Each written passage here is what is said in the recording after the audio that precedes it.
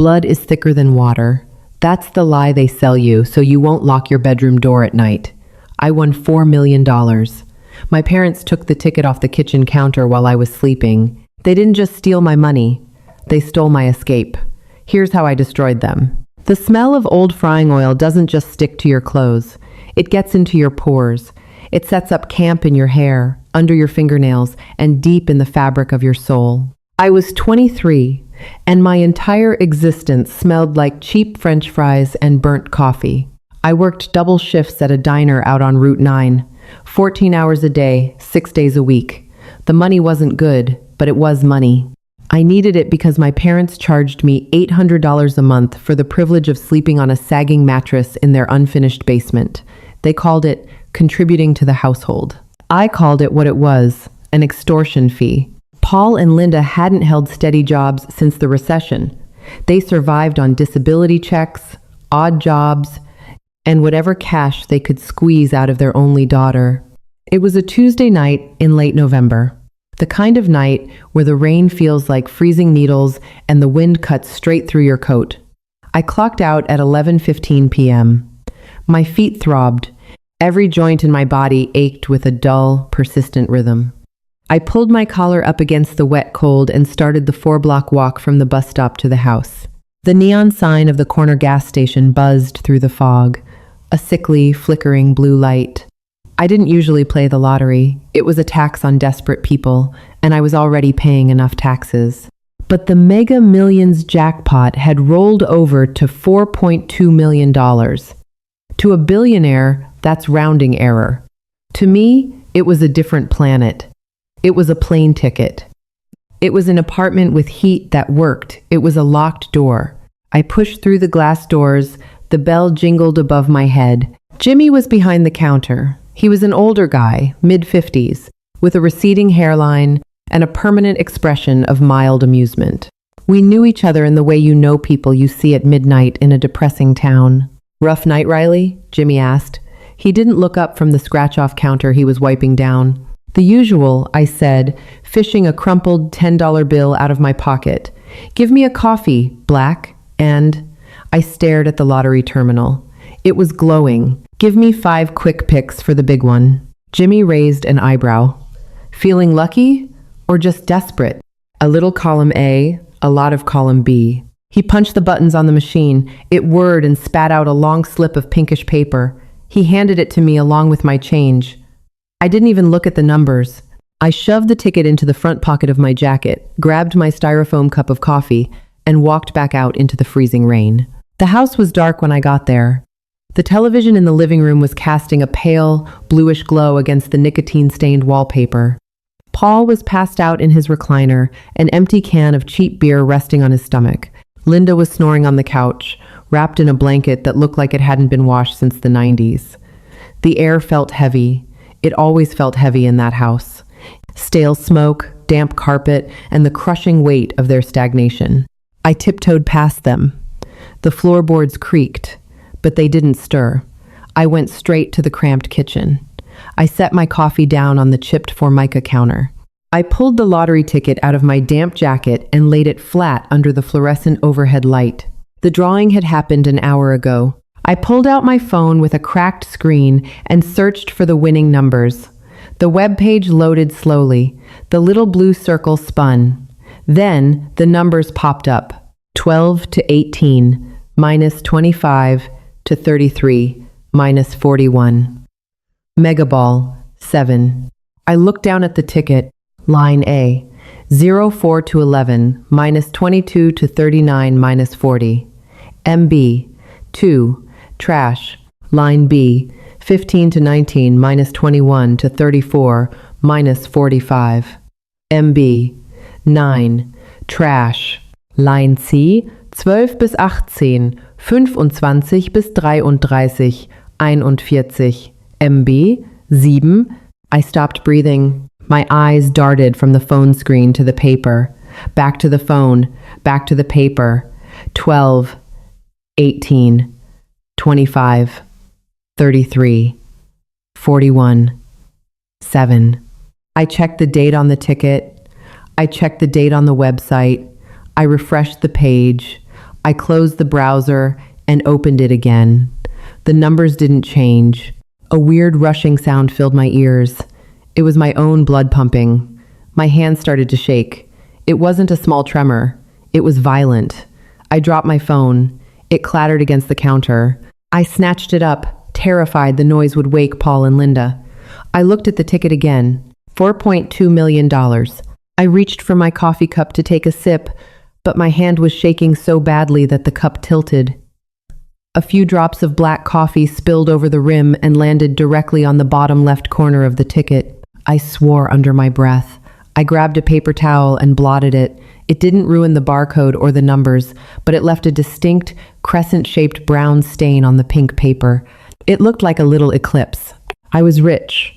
I was out. I didn't have to smell the diner grease tomorrow. I didn't have to hand Paul $800 on the first of the month. I was free. The adrenaline spike was so intense it made me nauseous. I needed to sign the back of the ticket. I opened the kitchen drawer, quietly shifting past rubber bands and dead batteries, looking for a pen. Nothing. Just an old, dried-up Sharpie. I'd have to go down to the basement to get a pen from my backpack. I was so tired. The 14-hour shift suddenly crashed down on my shoulders like a sack of cement. My eyelids felt like sandpaper. I sat down at the small kitchen table. Just for a second. I put the ticket down on the table, right next to my phone. I rested my head on my arms. Just close your eyes for 1 minute, I told myself. Let the heart rate come down. Then go get the pen. I closed my eyes. The exhaustion pulled me under instantly. A deep, dreamless blackout.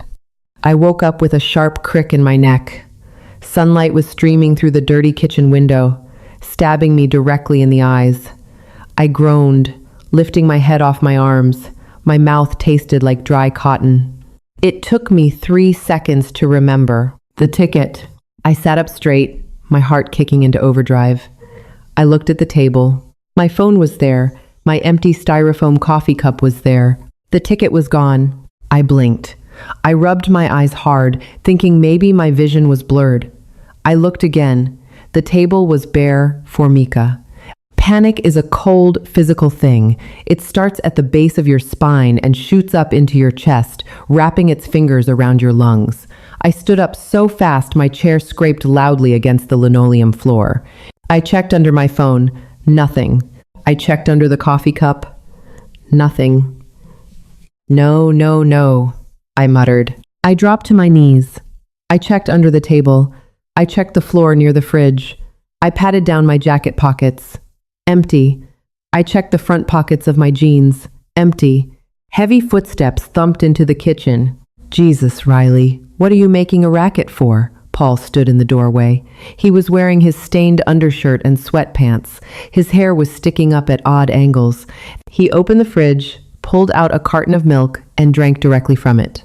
Did you see a piece of paper? I asked, my voice tight. I was trying to keep the hysteria out of it. A pink piece of paper. On the table. Linda shuffled in behind him, tightening the belt on her ragged bathrobe. Good morning to you too, sunshine, she said dryly. She went to the coffee maker and turned it on. What paper? A lottery ticket, I said. I was tearing through the kitchen trash can, pulling out wet coffee filters and empty bean cans, not caring about the mess. I bought a lottery ticket last night.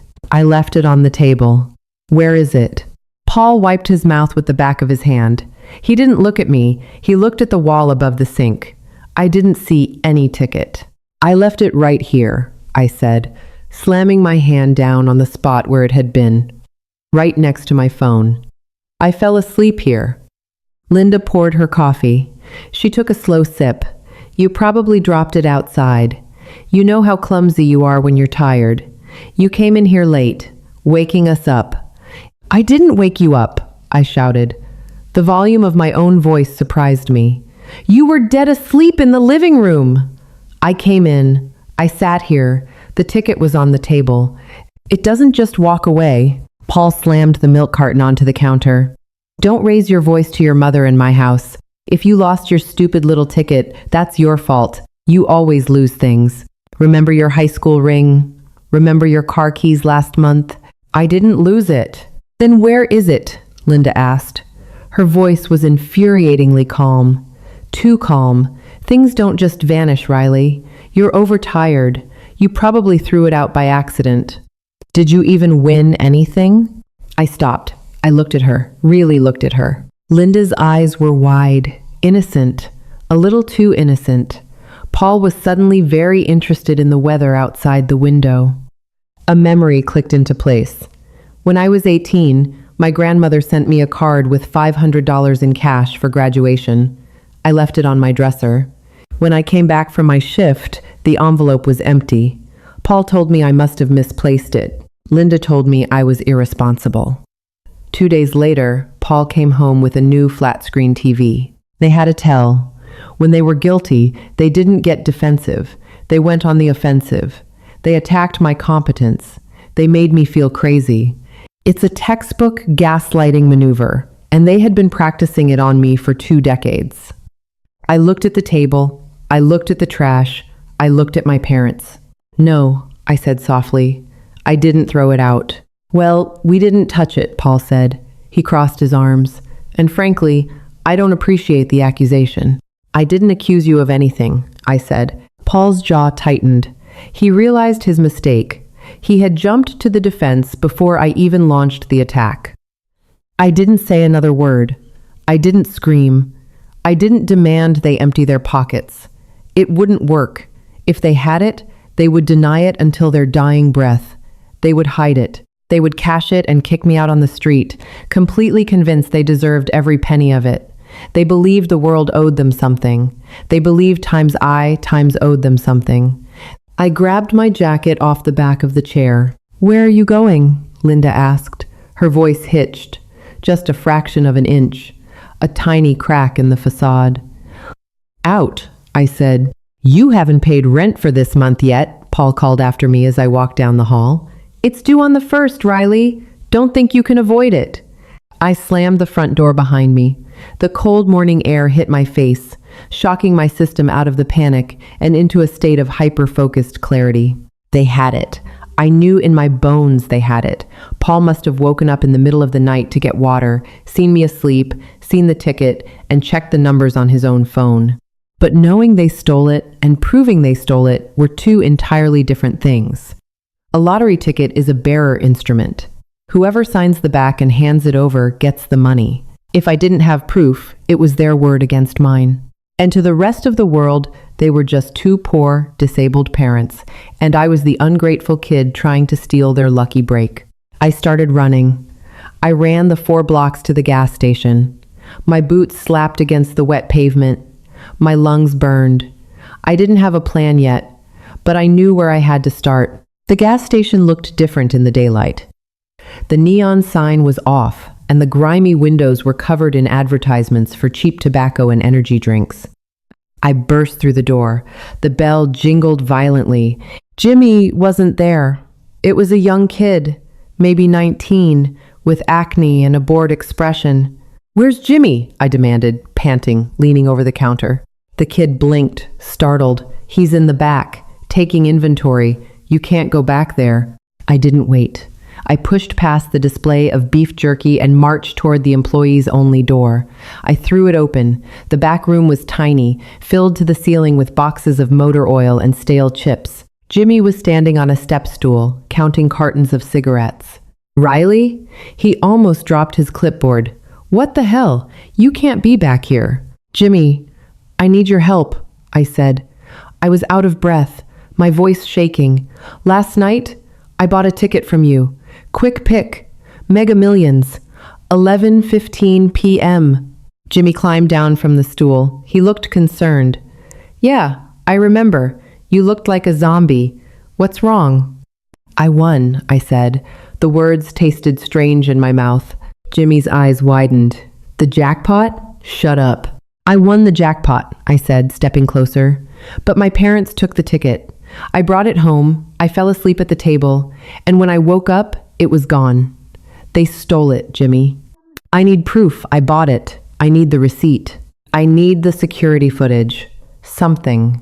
Jimmy's expression shifted from surprise to a profound, uncomfortable grimace. He rubbed the back of his neck. "Riley," he started, his voice dropping an octave. Are you sure it was your parents?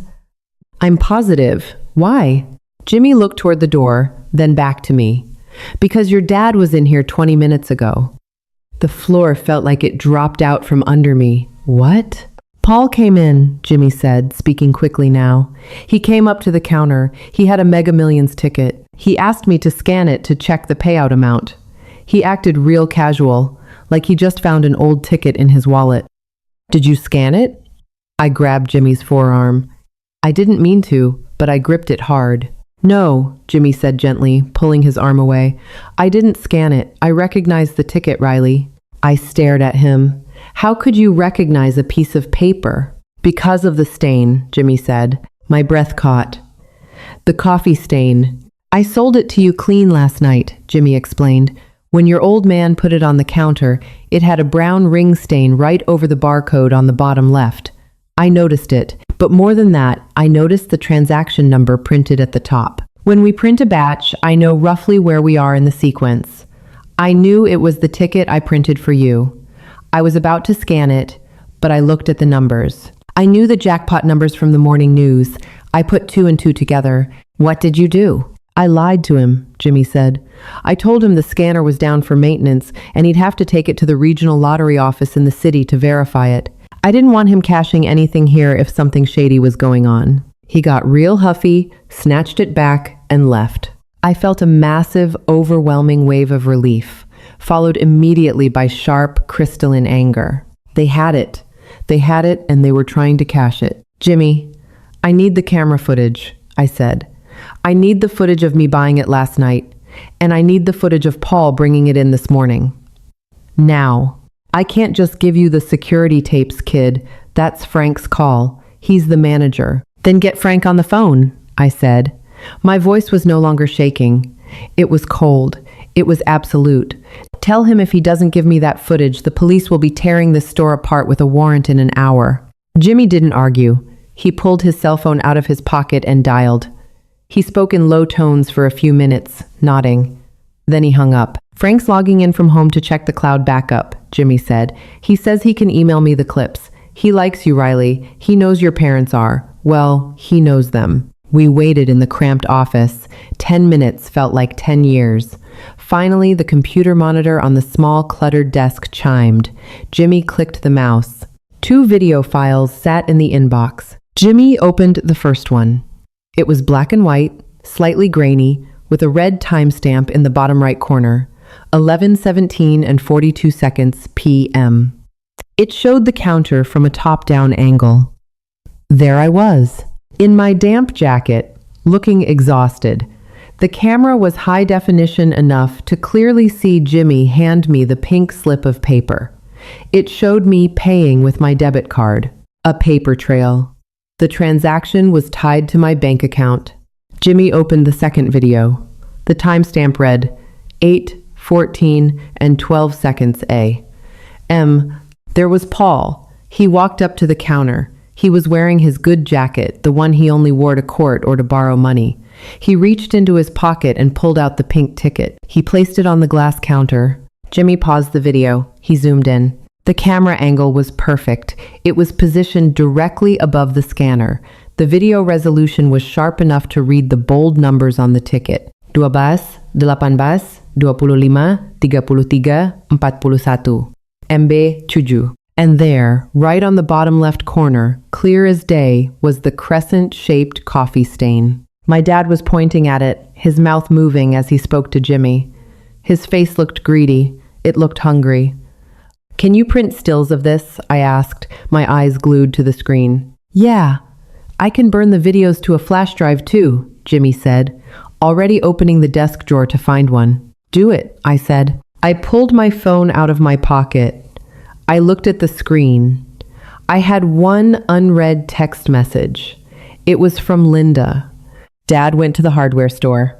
Hope you've calmed down. We love you, sweetie. Don't forget the rent. I stared at the text. We love you, sweetie. It made my stomach turn. They were probably packing their bags right now, getting ready to drive to the city to claim the ticket, leaving me with their unpaid bills and a lifetime of diner shifts. I didn't reply. Instead, I opened my keypad and dialed 3 numbers. 911, what is your emergency? The dispatcher answered. Yes, I said, staring at the frozen image of my father holding my $4 million ticket. I'd like to report a grand larceny. The suspects are my parents. The police precinct smelled like floor wax, wet wool, and institutional indifference. I sat in a hard plastic chair across from Detective Miller. He was a heavy-set man in his late 40s, with tired eyes and a tie that didn't match his shirt. He looked like a man who had heard every lie the human race had to offer. I laid the flash drive Jimmy gave me on the scratched metal desk.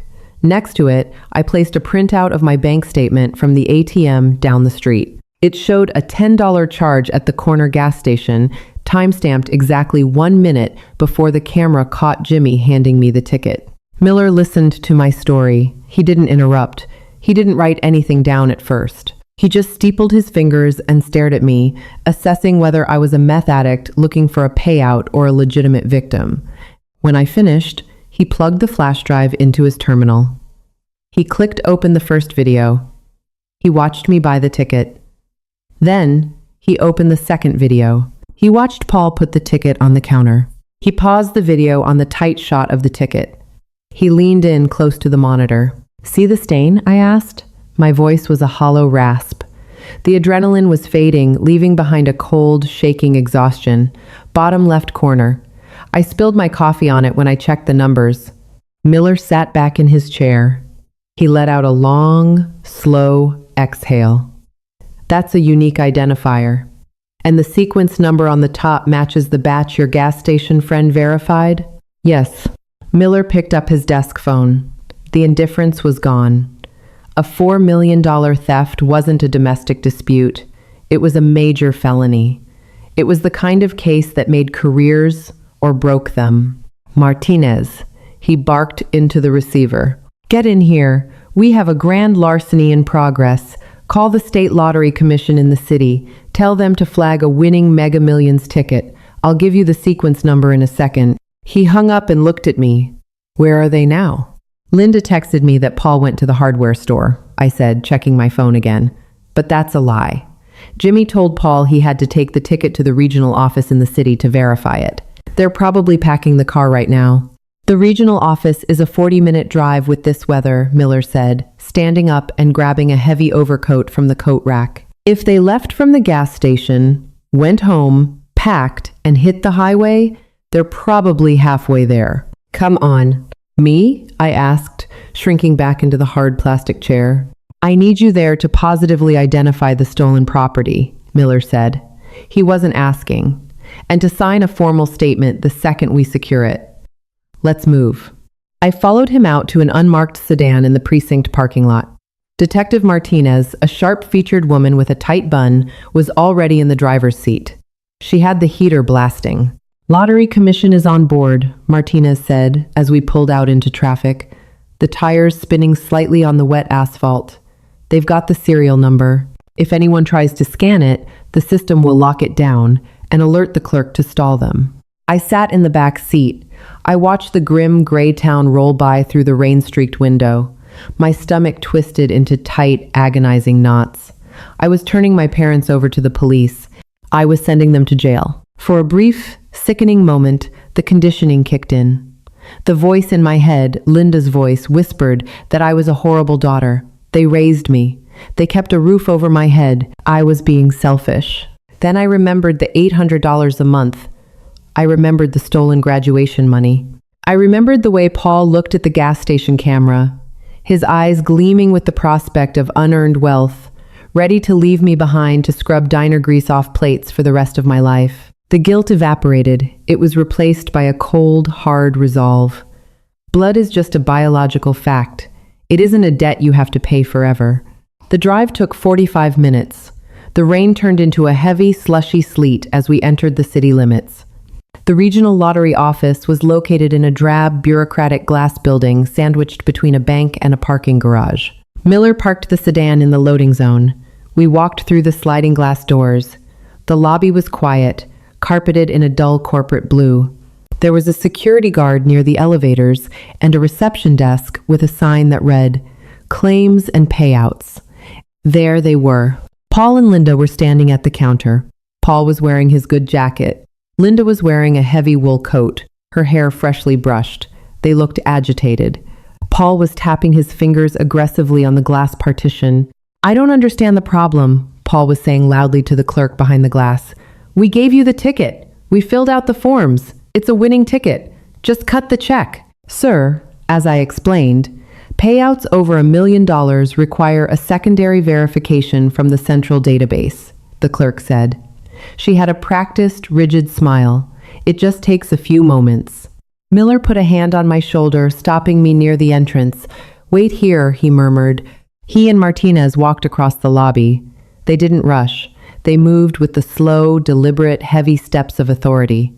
The security guard saw their badges and stepped back, crossing his arms. "Paul and Linda?" Miller asked as he approached the counter. Paul turned.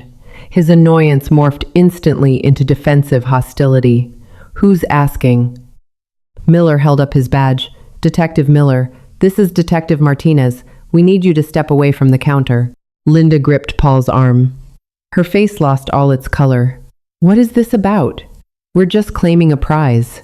"We received a report of stolen property," Martinez said smoothly. She looked at the clerk behind the glass. "Do you have the item in question?" The clerk slid a clear plastic evidence sleeve under the partition slot. Inside the sleeve was the pink Mega Millions ticket. Even from 20 feet away, I could see the dark crescent of the coffee stain on the bottom left corner. "That's my ticket," Paul yelled, lunging toward the glass. Miller stepped into his path, placing a heavy hand squarely on Paul's chest. "Back up, sir, right now." "That is my property," Paul shouted, his face turning an ugly shade of purple. "I bought it this morning. You can't just take it." "Sir, we have security footage of a young woman purchasing this exact ticket late last night," Miller said, his voice dropping into a dangerous, quiet register. "We have bank records confirming the transaction. We also have footage of you attempting to verify this same ticket, complete with a unique coffee stain, at the same gas station this morning." Paul froze. The bluster drained out of him, replaced by a twitchy, animal panic. He looked at Linda. Linda's eyes darted around the lobby. She was looking for an exit, looking for an angle. Then she saw me. I stepped out from behind the decorative potted plant near the entrance. I didn't say anything. I just looked at her. "Riley!" Linda cried out. Her voice instantly shifted into a high-pitched, trembling whine. "The victim act! Riley, tell them! Tell them you bought it for us!" "You said it was an early Christmas present." I walked slowly across the blue carpet until I was standing a few feet away from the detectives. "I bought it for myself," I said. My voice was steady. It didn't echo in the large lobby, but it carried perfectly. "I left it on the kitchen table. You waited until I was asleep, and you stole it." "You lying little bitch," Paul spat. The mask was completely gone now. The entitlement was raw and ugly. "You live under my roof. You eat my food. Everything you have belongs to me. If I find a piece of paper in my house, it's mine." "Not according to the penal code, sir," Martinez said. She pulled a pair of steel handcuffs from the back of her belt. The metallic times, clack times echoed sharply in the quiet room. "Paul, turn around and place your hands behind your back. You're under arrest for grand larceny." "You can't do this," Paul roared, trying to pull away. Miller grabbed his other arm, twisting it expertly. Paul hit the counter with a heavy thud, gasping in pain. Linda started to cry. Real tears this time. She reached out toward me. "Riley, please, please. We're your parents. We took care of you. You can't let them do this. We just wanted a better life, for all of us." "You wanted to leave me paying your rent," I said, staring at her outstretched hand. I didn't move an inch toward her. "You took the only way out I ever had, and you tried to lock the door behind you. You don't care about me, Linda. You care about the money." Martinez cuffed Linda. The click of the ratchet tightening around her wrists was the most beautiful sound I had ever heard. It sounded like a lock finally tumbling open. They read them their rights. Paul was screaming obscenities, fighting the detectives the entire way to the lobby doors. Linda was sobbing, her head hung low, muttering about how unfair the world was. They marched them out into the freezing sleet and stuffed them into the back of the unmarked sedan. The lobby fell silent. I stood there, staring at the empty space where they had just been. I felt a strange, hollow sensation in my chest. It wasn't sadness. It wasn't regret. It was just space. The suffocating weight of their presence was gone. Miller walked back inside. He brushed some sleet off his shoulders. He walked over to the counter and spoke quietly with the clerk for a moment. Then he turned to me. He was holding the clear plastic sleeve. He held it out. "The commission needs to run their final checks," Miller said, his tone softening just a fraction. "They have your statement. We have the video. The property is officially released back to its rightful owner." I reached out. My hand was shaking again, but this time it was a good shake. I took the plastic sleeve. I looked down at the pink slip of paper. The numbers stared back at me. 12, 18, 25, 33, 41. And the little brown eclipse on the corner. "Thank you, detective," I whispered. "Don't thank me," Miller said, turning to head back out to the car. "Get a good lawyer, kid. And change your phone number." The legal process was a grinding machine, but with $4 million backing you, the gears turn a lot smoother. The Lottery Commission verified my claim 2 days later. Because of the ongoing criminal investigation, there were a few bureaucratic hoops to jump through, but the evidence was insurmountable. The gas station footage, my bank statement, and the physical condition of the ticket created an airtight chain of custody. I took the lump sum. After federal and state taxes, it came out to roughly $2.1 million. The day the money hit my new bank account, I was sitting in a booth at the diner. I wasn't in uniform. I was wearing a new, heavy winter coat and boots that didn't let the rain in. I ordered a coffee, black. When Jimmy, who I had convinced to quit the gas station and let me stake him for a small auto repair shop he'd always wanted, slid into the booth across from me, I showed him the balance on my phone screen. He let out a low whistle. "Looks like a lot of zeros, kid." "It looks like breathing room," I said, locking my phone and putting it in my pocket. The trial for Paul and Linda didn't take long. Grand larceny over $1 million carries a heavy sentence in our state. Their public defender tried to argue that it was a family misunderstanding, a simple domestic dispute over shared property. The prosecutor played the gas station video. He showed the jury the texts Linda sent me about the rent while they were simultaneously trying to cash my ticket. The jury deliberated for 3 hours, guilty on all charges. Paul got 4 years. He stood up in the courtroom when the verdict was read and screamed that I was an ungrateful parasite. The bailiffs had to physically drag him out. Linda got 3 years, with a chance for parole in 18 months. She didn't look at me once during the sentencing. She just stared at her hands, playing the martyr to an empty room. I didn't feel a surge of triumph when the judge brought the gavel down. I just felt tired. It was a deep, bone-weary exhaustion, the kind that had been building up since I was a child. But as I walked out of the courthouse, the cold air hitting my face, I realized something. I didn't smell like cheap frying oil anymore. I bought a small, 2-bedroom house 3 states away. It has a big porch, a quiet backyard, and a heavy oak front door. Every night before I go to sleep, I walk up to that door. I turn the deadbolt. It makes a solid, heavy times, thunk times sound. It's the sound of security. It's the sound of a boundary that no one is allowed to cross without my permission. People say money can't buy happiness. Maybe that's true, but I know exactly what it can buy. It buys distance. It buys a locked door, and it buys the truth. Sometimes blood isn't thicker than water. Sometimes blood is just a chain. And sometimes it takes $4 million and a coffee stain to finally buy the bolt cutters. If this story resonated with you, or if you know what it's like to break free from toxic family ties, please drop a like and share this video. Your support helps bring more grounded, real-life stories to light. Don't forget to hit that subscribe button and turn on notifications so you never miss out on our upcoming deep dives into human survival and resilience. See you in the next one.